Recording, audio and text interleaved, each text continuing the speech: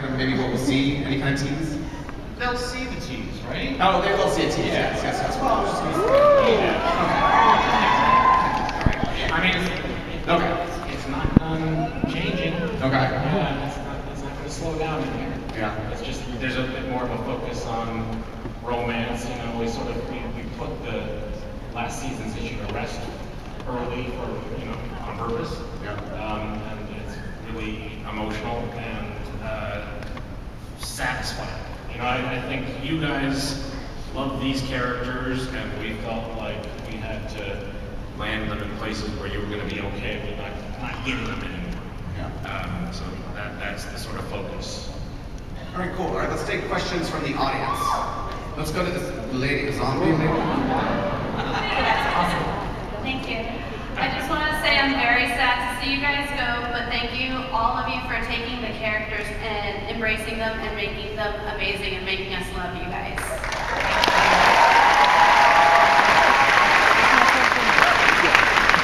I would like to know, is there anything fan fiction or from the fans that you guys took and made a part of your characters? I did, yes. Fans were giving me scarves, which I took them in more than on the show. I gave them to the costume designer, and she incorporated them in my costumes.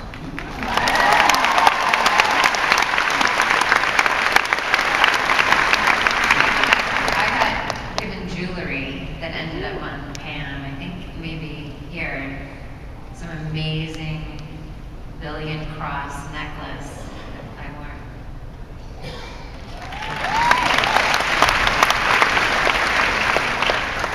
All right, next question.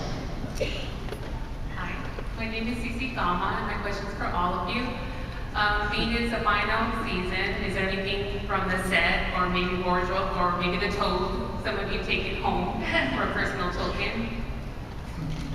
I got to take my wig, so I've got my brown hair in case I ever need it, but it's kind of sad. It's kind of a sad wig.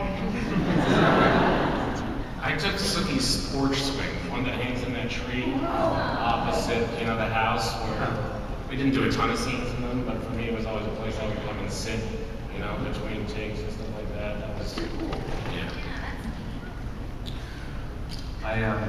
In my lots, there's 2 dead deer feet that have been there since the beginning, and then during the Mardi Gras, well, I think it was season 4 or 5, during Mardi Gras that would have been happening in New Orleans, they suddenly got the Mardi Gras beads around them, wrapped around these deer feet, and I managed to snag those from my lots.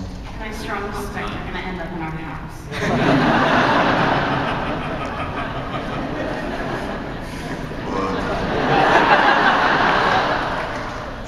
HBO should probably sue me because I've been stealing from them for 7 years.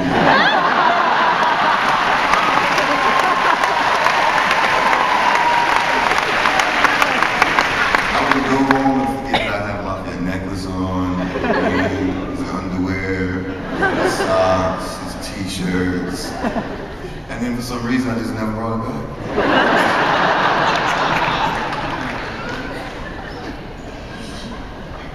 Anyone else take it? Yeah, I took my fangs. Yeah. Thanks. I think all the vampires have got their fangs, right? Yeah, and they wouldn't fit anyone else. Yeah. Rutina, did you take anything? I took some fangs and a couple of human clothes, human terror clothes, like those cut-off jean shorts that I wore all first season. I put them in a little shadow box in my woman cave. Sam, did you take anything? Well, I have, it's a couple of boxes of Relat's matches. That and some, my boots. I took those. Here's what I really want, you guys, and maybe you can help me. I really want the big wooden menu over Relat's, and Warner Brothers took it. I'm looking at you, Brian. I don't know why. Yeah, that's what I really want that, but they're not going to give it to me. I think they're actually archiving A lot of the stuff. Yeah, they're gonna archive Relat's and Fantasia. All right, next question. Hi, thank you so much for making such a great show. You're all amazing. My question is for the cast. Was there a scene that when you first read it was particularly moving or exciting, and what was it like to record that scene? Well, for me, it was my very first day. The scene that Nelson and I had in the first episode. It's a great story, this great monologue. And like I said, that was my very first day on set ever. And I got to work with that man right there, and Steve was directing, and that was really, really awesome. I think it turned out.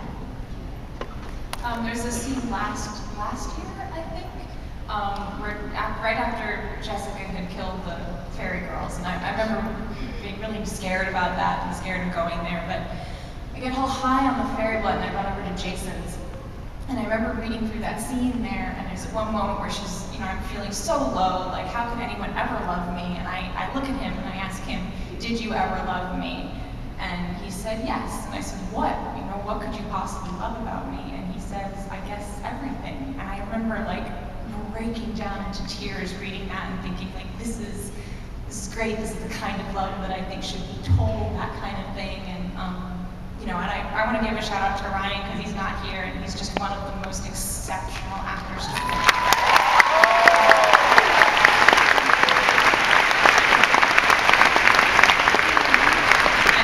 every day working with him was a pleasure, and so shooting it was as moving as it was to read it. I think every scene I worked with Deborah and Nathan was particularly moving for me this season. It was one of the first times that I got to work with a dynamic Miss D over here, and she's a marvelous actress. And Nathan, well, y'all see his work. I think for me, this scene last season when Terry gets killed was really powerful on the page, even in the table read. When we were just reading through it, it was very emotional for me and for everyone in the room because we were also attached to Todd Lowe, the amazing Todd Lowe, who played Terry. Ow! Yeah, and so, to then go and shoot that scene and live in the skin of Arlene at that moment, that profound moment, was just one of those magical, scary, sad, messy, beautiful days that you love to have as an actor. And holding him in my arms, it really did feel like someone was dying, and it was that character. So it was so fun for me when he got to come back this season, and we got to have that scene together. I just, one of the things that happens in this job is you get to do stuff that sometimes parallels what's happened to you or didn't happen to you. It means a lot. So this year, when I got to propose to Holly, I told my real wife, who I've been married to for almost 20 years, I said, sweetheart, you know that pathetic proposal that when I proposed to my real wife, it made like Woody Allen look like Sylvester Stallone. Unconfident. So I told her, I'm going to shoot this scene and let's watch it together. And you pretend like you're that person on TV. And we'll be all good. And, she bought it.